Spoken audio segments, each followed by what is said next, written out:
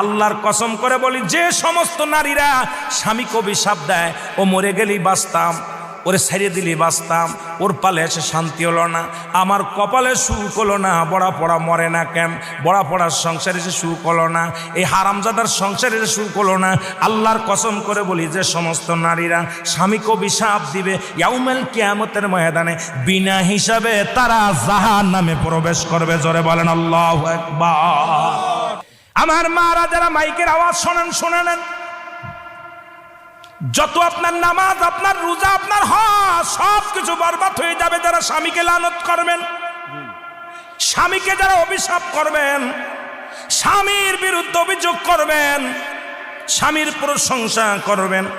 আল্লাহর দরবারে আপনি নেকি পাবেন, আল্লাহর দরবারে নফল বন্দেগী পাবেন। সারা রাত পরে আপনি ইবাদত করেছেন, আর একবার বলেন, আপনার মার কাছে বলেন, বোনের